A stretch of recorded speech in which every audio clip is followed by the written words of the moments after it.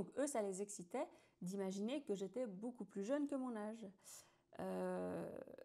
Une fois, ça va, ça semble anodin, 2 fois, 3 fois, 4 fois, 5 fois.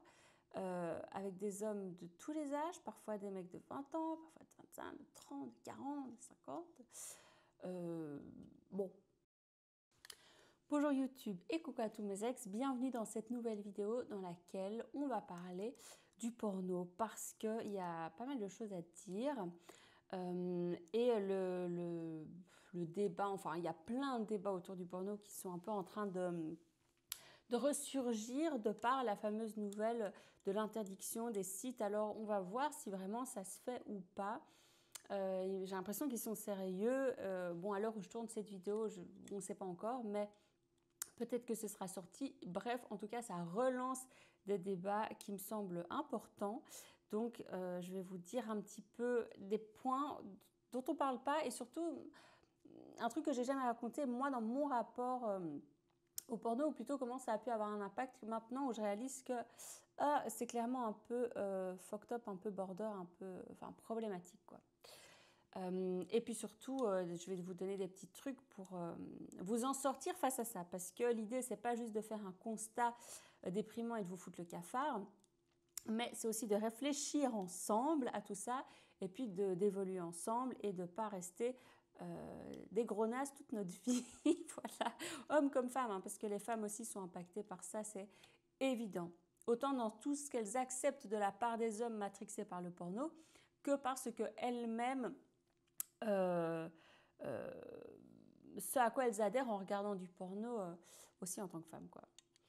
Mais voilà, et avant de commencer, je vous rappelle que le premier appel avec moi est toujours offert. Il s'agit d'un appel découverte, ce n'est pas un coaching gratuit, c'est un appel qui nous permettra de faire le point sur votre situation, comprendre où vous en êtes, quels sont vos besoins et si je suis la bonne personne pour vous aider dans le processus, pour vous aider soit à avoir de meilleures relations avec les femmes, à sortir du porno et d'un rapport peut-être déprimant, malsain à la masturbation, à la pornographie, retrouver un rapport joyeux, serein, sain au sexe. Voilà, c'est tout le genre de choses que je fais dans mes accompagnements. Je vous laisserai découvrir ça. Donc, je vous mets le lien pour réserver votre premier appel avec moi. Et on est parti. Alors, sachez que je ne sais pas exactement quand sera postée la vidéo, mais j'aurai des disponibilités qu'à partir du mois de juillet. Mais peut-être que fin juin, il y aura quelques places ouvertes pour réserver des appels découvertes. Donc, soyez vifs. Et maintenant, je vous laisse avec la vidéo. On est parti.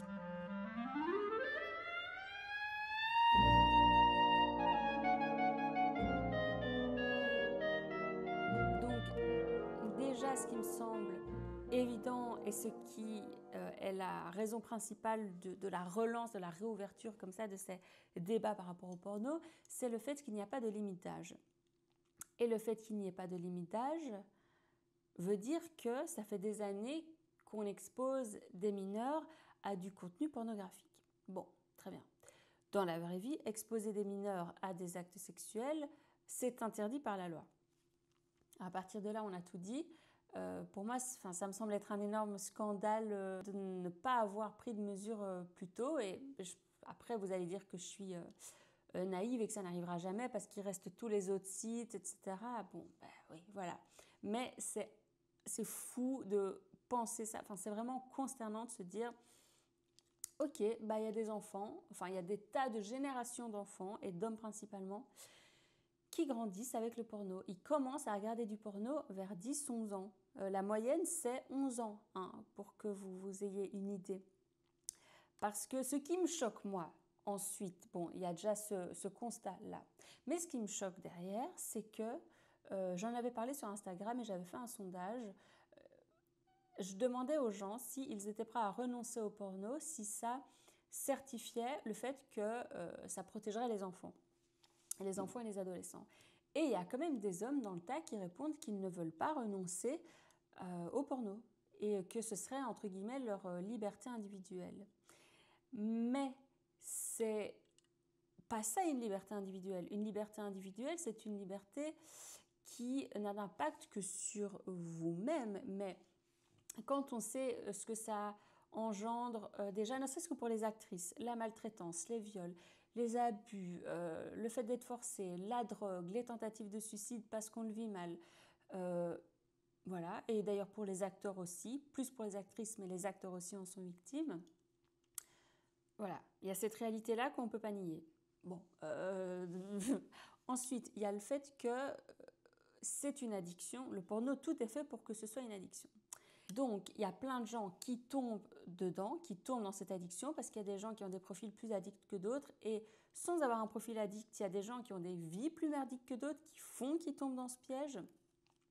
Et c'est hyper tenace comme piège. Quand vous êtes pris dedans, c'est terrible et ça engendre énormément de dépression. Ça engendre des états dépressifs, des tentatives, enfin qui peuvent eux engendrer des tentatives de suicide.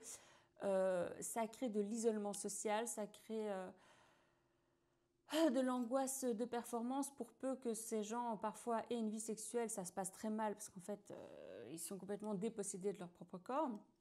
Enfin, il y a tellement de choses à dire. Donc, de nouveau, quand on se dit que ça a cet impact sur la collectivité, on devrait aussi se dire, bon, peut-être qu'il est temps d'y renoncer parce que ça fait clairement plus de mal que de bien. Alors, aparté, oui, moi j'ai fait une vidéo où je parlais des bienfaits du porno parce que il y en a, on va pas se mentir, et ça peut être un outil.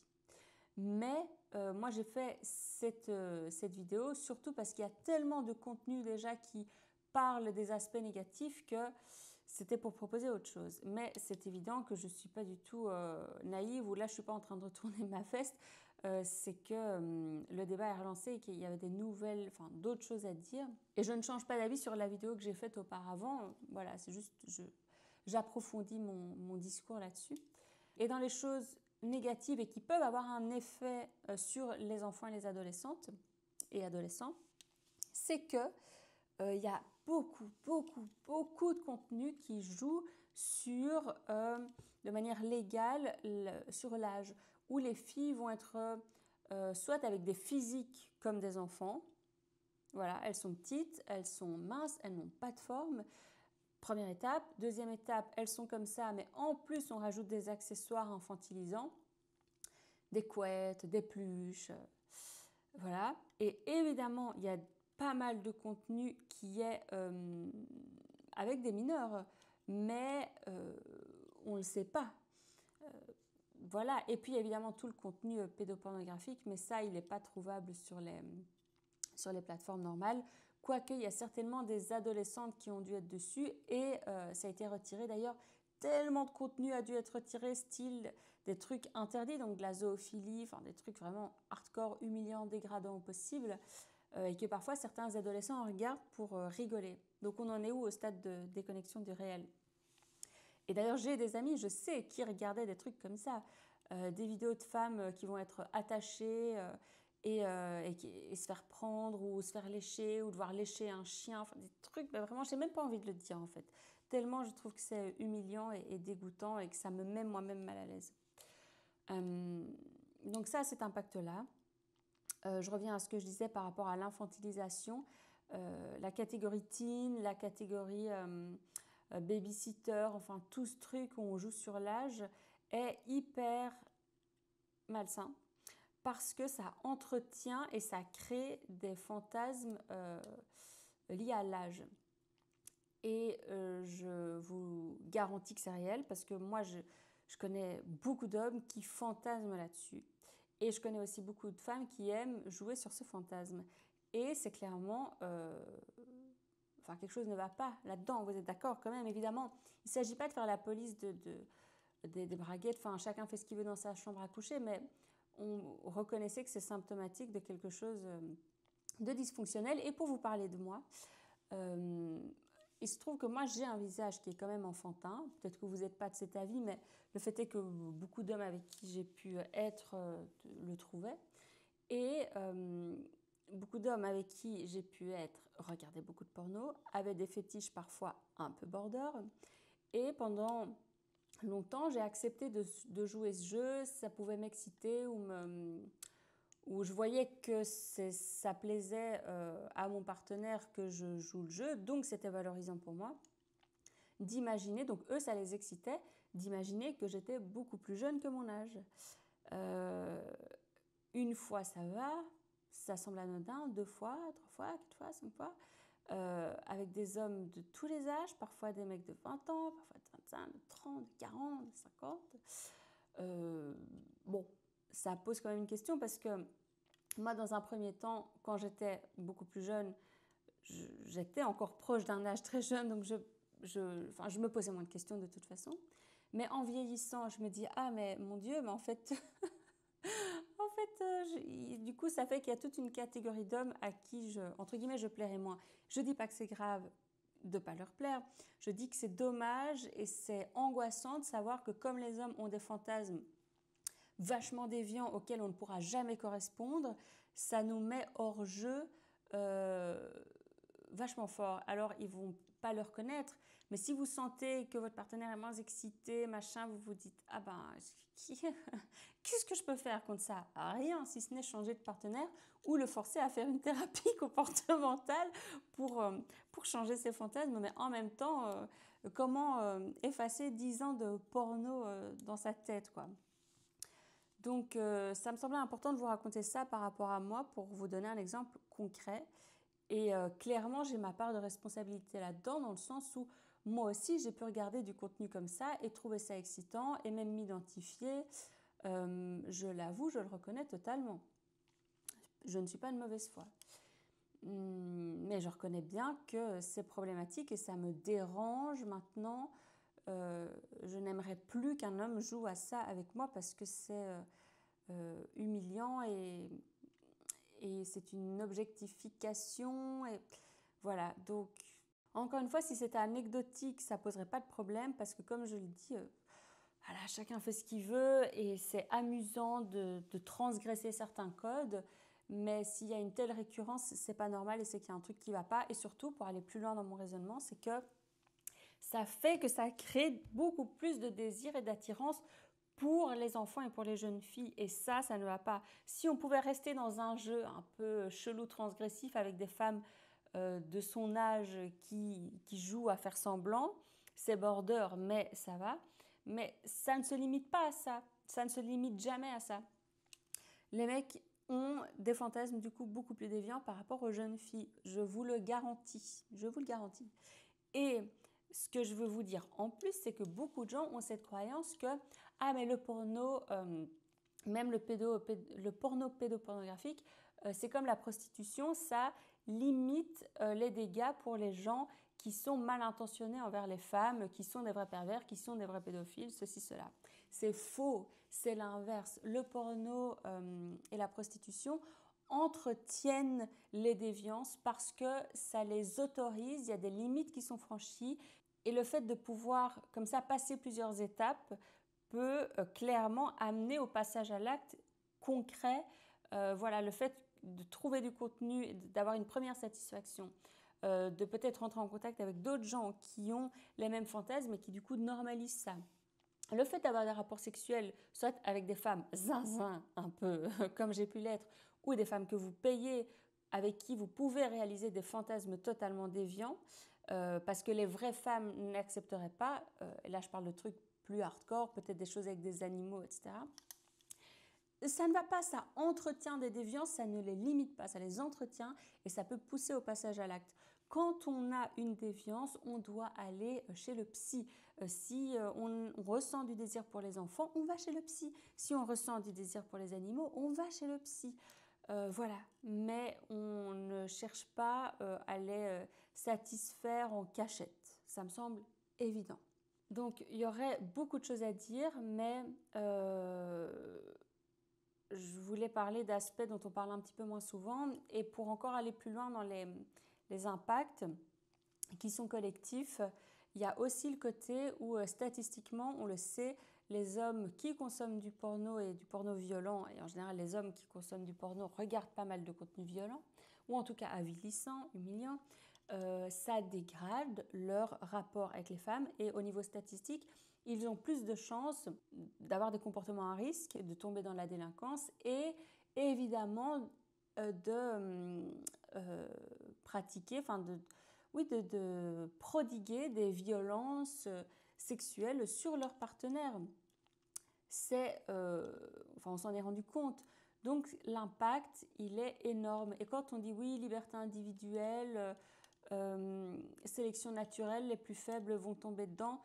Oui, certes, les plus faibles vont tomber dedans, pardon, mais l'impact, il est collectif. Il n'est pas uniquement sur les hommes qui cèdent à l'addiction. L'impact, il est collectif. Donc, par exemple, le fait je ne sais pas comment formuler ça, d'engendrer beaucoup plus de déviance sexuelle, c'est-à-dire l'attirance pour les jeunes filles ou les enfants, d'engendrer des comportements beaucoup plus violents envers les femmes, d'entretenir aussi une industrie qui est hyper... c'est le summum du capitalisme et de l'esclavagisme, quoi, franchement. Et pour les hommes comme pour les femmes, encore une fois, un peu plus pour les femmes, mais les hommes aussi en sont victimes, quoi. Donc, il y a des impacts pour tout le monde, collectif. Et puis, surtout, il y a l'impact sur les enfants qui sont exposés à des images comme ça, parfois évidemment contre leur volonté, parfois c'est eux-mêmes qui les cherchent, mais dans les deux cas, ils sont victimes. Et ça les fout en l'air pour la plupart. Ça fout en l'air leur sexualité future. Ça peut les traumatiser très longuement parce que ce n'est pas des images qu'on est censé voir. Ça peut engendrer énormément d'anxiété et du coup des états dépressifs parce qu'on ne sait pas gérer ce qu'on a vu. Et d'ailleurs aussi, un point encore important, et je finirai là-dessus, parce qu'on en parle beaucoup d'une manière morale, et c'est un petit peu ce que je viens de faire ici. Enfin, quoique, c'est même pas en termes c'est bien ou c'est mal, là c'est quand même un niveau sociétal. Mais un truc qui me semble important de dire, qu'on dit peu par rapport aux jeunes, c'est que vous pouvez devenir impuissant en fait. Parce que, pourquoi? Je vous explique. Quand vous vous masturbez en regardant du porno qui vous excite beaucoup, vous êtes dans un état de surstimulation. Vous êtes avec votre dopamine qui explose, vous avez 50 onglets ouverts, vous avez regardé des vidéos presque en accéléré, enfin, voilà, vous avez vu 50 filles différentes. En plus, vous masturbez d'une certaine manière, toujours la même, très vite, très serré, très intense, qui fait que vous êtes aussi au niveau physique, physiologique, surstimulé et vous pouvez venir très vite. Ok, super. Bon. Ensuite, quand vous êtes avec une vraie femme, bizarrement, c'est moins excitant parce que les sensations ne sont pas les mêmes déjà. Parce que la femme, il n'y en a qu'une, elle va pas se transformer, tout d'un coup elle est blanche, tout d'un coup elle est noire, tout d'un coup elle a des gros seins, tout d'un coup elle a des grosses fesses, tout d'un coup... non, c'est la même femme avec un corps normal, qui n'est pas une actrice porno, qui ne va pas faire des trucs d'actrice porno, et vous êtes normal également, vous n'allez pas faire des trucs de film porno, vous n'avez pas un corps d'acteur porno. Et le normal du réel n'est pas bandant pour les hommes accros au porno et ça fait qu'ils n'arrivent pas à avoir des érections et du coup ils n'arrivent pas à faire l'amour à leur partenaire et c'est vachement triste.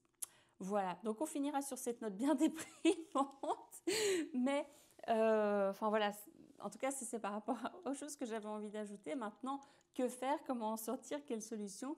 C'est évident qu'il faut s'en défaire comme n'importe quelle chose addictive avec des aides qui fonctionnent.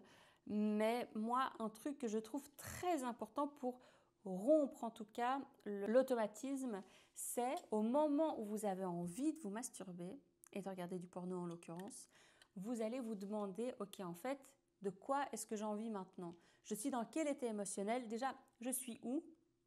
Que se passe-t-il? Comment est-ce que je me sens? Mais surtout, posez-vous ces 3 questions. Est-ce que j'ai envie d'un shoot de dopamine et de stimulation intellectuelle et de voir des images et des trucs nouveaux? Est-ce que j'ai envie d'affection? J'ai envie d'un câlin, j'ai envie qu'on me parle, j'ai envie qu'on me regarde, j'ai envie d'être pris dans les bras, d'être touché? Ou est-ce que je ressens un besoin physiologique de me masturber, c'est-à-dire c'est le matin, j'ai une érection, ou en tant que femme, je suis en pleine ovulation et je suis à fond. Voilà, parce que le problème souvent c'est qu'on apporte la même réponse alors qu'on a 3 besoins différents. Si vous avez besoin de shoot de dopamine et de stimulation intellectuelle ou visuelle, Trouvez autre chose qui peut vous satisfaire sur ce plan-là. Qu'est-ce qui peut vous amener ce shoot de dopamine? Qu'est-ce qui peut vous stimuler? Réfléchissez à ça et faites-le. Ensuite, qu'est-ce qui pourrait vous soulager affectivement? Est-ce que vous ne feriez pas mieux d'aller voir des amis, de voir votre famille, voilà, on se fait des câlins, on se prend dans les bras, ou en tout cas au moins on est proche, mais allez chercher ça, parce que c'est souvent ce point-là qui fait qu'après la masturbation et le porno, on a le cafard, c'est que putain, mais c'est pas ça qu'on voulait, quoi. Alors c'est super triste de se dire, en fait, j'avais juste envie d'un câlin, quoi. Et si le troisième point, il est vraiment physiologique, c'est-à-dire vous avez déjà une érection, ou vous êtes très très excité parce qu'il s'est passé ceci, cela, machin, ou en tant que femme, pareil, voilà, vous sentez que c'est le moment, c'est l'instant, que vous ne tenez plus, que vos hormones sont en feu, eh ben alors masturbez-vous parce que vous en avez vraiment envie, voilà. Mais pas juste parce que vous êtes addict et que vous voulez voir vos images, machin. Donc non, faites-le sans porno parce que vous êtes déjà stimulé. Donc utilisez votre propre énergie sexuelle, votre désir qui est déjà là et qui est à l'échelle de ce que vous ressentez, enfin qui est entre guillemets naturel, si je peux dire ça comme ça. Parce que parfois ça peut arriver que physiquement vous êtes à plat, mais vous avez cette envie de regarder du porno et votre corps il est au bout du rouleau. Puis vous êtes là, vous forcez. Vous forcez, vous avez une éjaculation ou un orgasme pour les femmes mais qui n'est pas terrible et vous ressentez pas grand-chose. Ben oui, mais parce qu'en fait, votre corps, c'est pas ça qu'il voulait à ce moment-là. Donc voilà, c'était mon petit truc, mais qui n'est pas si petit, qui est vraiment un truc super important dans le processus, les étapes pour réussir à sortir de l'addiction au porno, quoi. Voilà, j'espère que ça vous aidera. N'hésitez pas à me dire ce que vous en pensez en commentaire. Bien sûr, je n'ai pas résumé toute la question du porno. Je vous ai fait le truc un peu en mode cri du cœur, comme ça, parce que ça me travaillait. Et j'avais envie d'expliquer ce truc par rapport à l'âge, à la jeunesse, et parce que je l'ai vécu, quoi. Voilà, et si vous ressentez le besoin de vous faire accompagner pour avoir un rapport plus sain à la masturbation, au porno, à la sexualité, pour tout simplement plus largement réussir à sortir du porno pour réussir à rencontrer des femmes et avoir une vraie vie sexuelle, eh bien, réservez votre appel découverte avec moi, on en parle ensemble, on voit ce qui est possible, parce que clairement, vous ne pouvez pas rester comme ça. Voilà, donc je vous ai mis le lien en description pour réserver votre appel, et moi je vous dis à la semaine prochaine, bisous YouTube et bisous à tous mes ex.